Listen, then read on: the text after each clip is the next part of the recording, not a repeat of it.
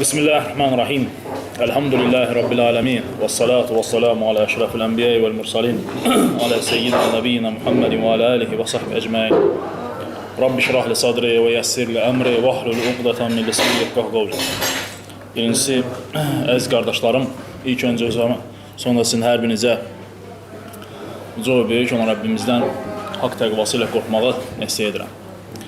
Və ilk öncə Allah Subhanahu wa Ta'ala sonsuz sayda həmsənalar olsun ki, Rəbbimiz bizlərə bu gözəl bir neməti, bu Ramazan nemətini nəsib edib. Bu günlər əlhamdülillah ki, qardaşlarla oturub bu iftar süfrəsində Allah Taala'nın verdiyi nemətlərdən dadırıq. Və bu nemətə görə Rəbbimizə sonsuz sayda həmsənalar olsun. Və Allah Taala dua edirəm ki, Allah Subhanahu wa Ta'ala bu cür məclis təşkil edən qardaşların malına, mülkünə bərəkət versin. Çünki necə Allah Rasulü buyurur ki, əgər kim bir oruç tutanı yedizdirərsə, içizdirərsə, onun savabından heç bir şey əskilmədən eyni ilə o iftarı verən də qazanacaq. Nə savab qazanırsa o yiyən, oruç tutan, onun da eyni ilə iftarı verən də o savabı qazanacaq.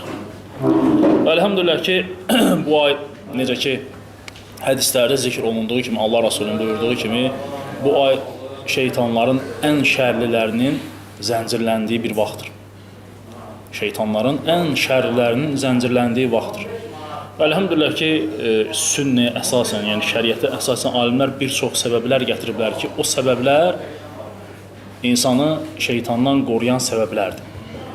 Bunu hər bir müsəlman bilməlidir. Əksəriyyətimiz düzdür, bunların çoxsunu bilirik burada. Amma görürsən ki, tətbiqə gələndə çoxumuz yerinə yetirmir.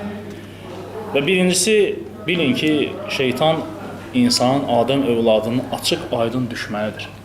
Açıq-aydın şeytan düşməndir və şeytan Allah Subhanahu wa Ta'ala vəd vermişdi ki, sənin düz yolunun üzərində oturub insanları azdıracaq. Yalnız və yalnız sadiq bəndələrindən başqa. Ona görə də deyilir ki, siz onu görməsəniz də, o demək deyil ki, o sizi görmür. O sizi görür. Və həmçinin deyir ki, siz onu unutsanız da belə, o siz onudan deyil. Ona görə şeytan həmişə çalışır ki, Adəm övladını ancaq və ancaq günahlara sürükləsin. Ona görə deyilir ki, alimlərdir ki, əgər insana namaz, oruc nə olduğunu bilməsəydi və onu buraxsaydın ki, seç yaxşını, pisi, o həmişə pisə gedəcək. Çünki nəfs onun üzərində olunur. Baxın, adı ibadətdir. Deyirsən, namaza gəl, deyir ki, ay Allah, mən səhər tezdən 5-də duracağım, namaz qılacağım. Yoxsa qoy biraz vaxt geçsin, nə bilim, institut tutarım, pensiyaya çıxım, nə bilim, uşaqlarımı evləndirim, filan şey eləyim. Bəhanələr yüzlərlə gətirir. Amma dinən hansı bir haram məclisə getməyə qaça-qaça gedir. Çünki nəfs, yalnız və yalnız insanın nəfsi, görürsən, insanı dartır harama, qadağan olunan şeylərə. Ona görə də yalnız və yalnız Allah Taala'nın rəhm etdiyi kimsələrdir ki, Allah Subhanahu onları qoruyur ki, Allah Taala onları haqqa yönəldir, doğru yola yönəldir. İbadətə, namaza, oruca, zəkata. Orucun özü, Ramazan ayının orucunun özü insanı örgədir hər bir şey. Sən oruç tutmağını artıq düşünürsən kasıbları. Sən oruç tutmaqla düşünürsən ki, insanlar da bax, yeməyən, içməyən insanlar var. Bax, onlar nə hisslər keçirdilər. 15 saat, 16 saat az qalırsan, yemək yemirsən, su içmirsən, heç bir şey eləmirsən. Çünki bunların hamısını Allah Taala sənə qadağan edib etməyə və sən də bunun savabını qazanmaq üçün bu şeyləri yerinə yetirirsən. Və bilirsən ki, eləsən, bütün bu tutduğun orucun pis olacaq. Oruc böyük bir məktəbdir, sənə örgədir hər bir şey. İnsanlara yaxşılıq etmək. Əlhamdülillah, bax, qardaşları yığıb bura, iftar verilib, 30-a yaxın qardaş var. Allah yolunda xərcləyib və Allah Subhanahu Taala onun 2 qat əvəzini verəcək. Ona görə də insan bu mübarək Ramazan ayında, yəni o sələflər hazırlaşardılar. Niyə görə? Çünki çalışardılar bu ayda ən çox xeyirli işləri görsün. Çünki nə qədər çox iş görürsənsə, xeyirli iş 2 qat, 10 qat savab yazılır. Quran oxuyacaqsan, digər aylarda oxuyandan daha çox savab yazılacaq. Dualar eləyəcəksən, daha tez qəbul olur. Və s. kimi səbəblər. Və söylədiyimiz kimi, şeytandan qorunmaq üçün bir çox səbəblər gətiriblər və bunlardan birincisi, alimlər söyləyirlər ki, Allaha sığınmalıdır. Necə ki, Allah Subhanahu Taala buyurur ki, əgər şeytandan sənə bir vəsvəsə gələrsə, Allaha sığın. Allaha sığın ondan. Və həmçinin də hədislərdə də Allah Rasulü bizlərə tövsiyəsi odur ki, insan qəzəbləndi, özündən çıxdı. Hansı ki, qəzəb görürsən ki, bir çox günahların baş verməsinə səbəbdir. İnsanın öldürməsinə, vurmasına, ailələrin dağılmasına və s. kimi şeylərə səbəb nədir? Qəzəbdir. Ona görə Allah Rasulü buyurur ki, əgər qəzəbləndinsə, şeytandan Allaha sığın. Və yaxud da dəstəmaz al. Çünki nədir? Qəzəbi söndürür. Qəzəbi söndürür dəstəmaz. Həmçinin alimlər deyirlər ki, ikincisi şeytandan qorunmaq üçün Muavizəteyn surələridir. Fələq, Nəs surələridir. Subhanallah, misli bərabəri yoxdur bu surələrin. Fələq və Nəs surələri. Necə ki, Allah Rasulü buyurur ki, sahabələrdən biri deyir ki, və İbn Amir deyir ki, mən deyir, Allah Rasulü ilə yola çıxdıq və birdən deyir, bir külək əsdi və bu zaman deyir, bizi sanki deyir, qaranlıq zülmət bürüdür. Və bundan sonra Allah Rasulü başladı deyir, Fələq və Nəs surələri oxuyaraq Allaha sığınmaqadır. Və sonra mənə deyir ki, ey Uqba, bu iki surə ilə Allaha sığın. Heç bir kəs bu ikisinə bənzər bir şey ilə Allaha sığınmamışdır. Yəni, iki dənə surənin əzəmətinə bax. İnsanı cadudan, insanı sehirdən, insanı şeytandan, hər bir şeydən qoruyur. Bu iki surə ilə Allah Rasulü gecə yatanda ovucunun içinə üfürər, bu surələri oxuyar və sürtərdi bədəninə. Və səhərə kimi Allah Subhanahu taala onu qoruyur. Allaha sığınmış olur. Ona görə də sığınmağın, yəni Allaha şeytandan qorunmağın ikinci səbəblərindən olan, yəni bu iki surəni tez-tez oxumaqdır və bunları yerinə yetirməkdir. İxlas və Nəs və həmçinin Fələq surələri. Həmçinin əziz qardaşlarım, Ayətül Kürsüdür. Ayətül Kürsü bilirsiniz ki, Bəqərə surəsində ən böyük ayətlərdəndir. Çox təəssüf ki, bizdə çox vaxt cəmaat evində asır onu, plakat şəklində, dəridən və yaxud da kağızdan. Amma əksinə o hər bir insanın qəlbində olmalıdır. Onu əzbərləyib, yadda saxlayıb yerinə yetirməlisən. Və şeytandan qoruyan səbəblərdən, baxın, Əbu Hüreyrə radiyallahu anhu, Ramazan ayında baş verir o hadisə. Peyğəmbər s.ə.v onu zəkatı qorumaq üçün qoymuşdur Ramazan ayında. Və şeytan insan cildində gəlirdi, o zəkatdan oğurluq edirdi. Və Əbu Hüreyrə radiyallahu anh deyir, mən onu bir neçə dəfə tutdum. Və and-amand elədi ki, bəs mənim evdə uşaqlarım var, acından ölürlər falan və s.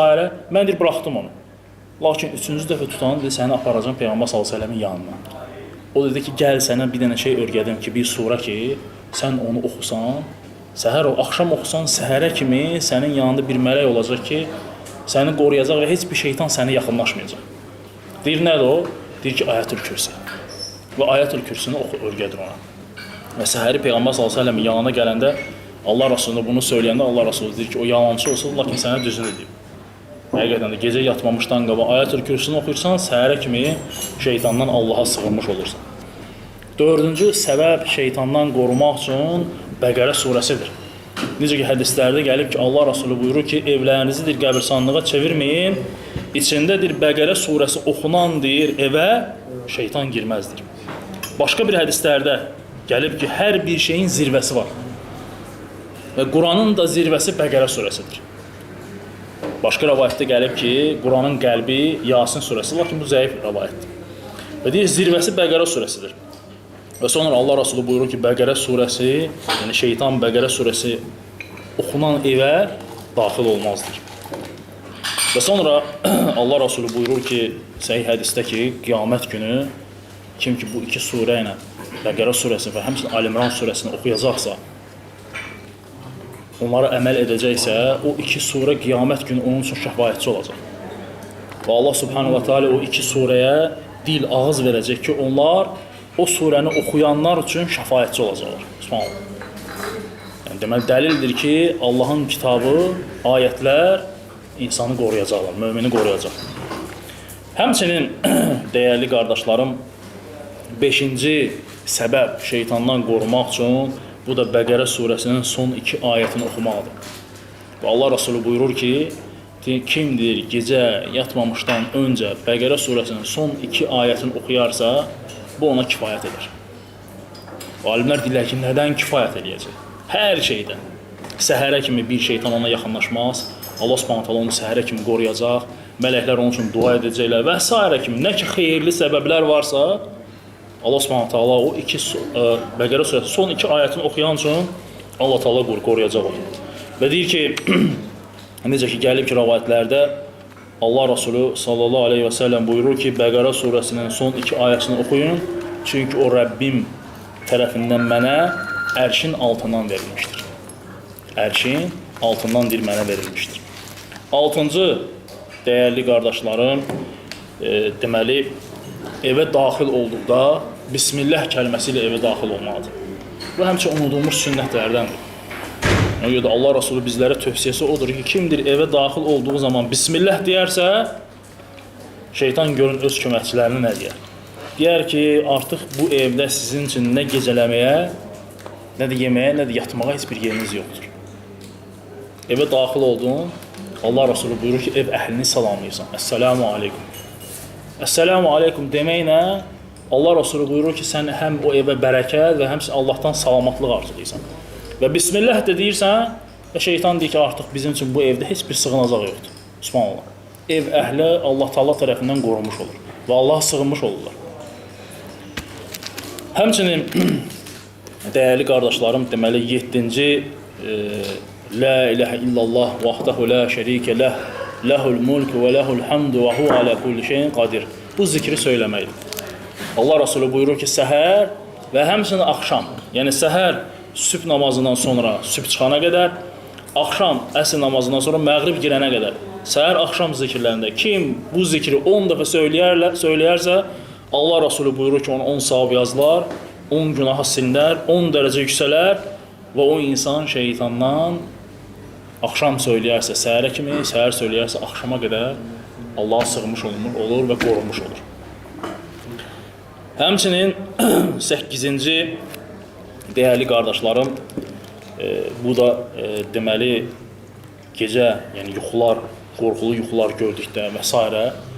yatmamışdan öncə Peyğəmbər s.ə.v-in yanına bir çox səhabələr gəlib şikayət edərlər, deyərlər ki, ya Rasulullah, biz yatdığımız zaman çox qorxulu yuxular görürdü və bizə bir şeylər örgədi və Allah Rasulü onlara bu duanı örgədərdi. Və həmin o dua da müsəlmanın qalasında var.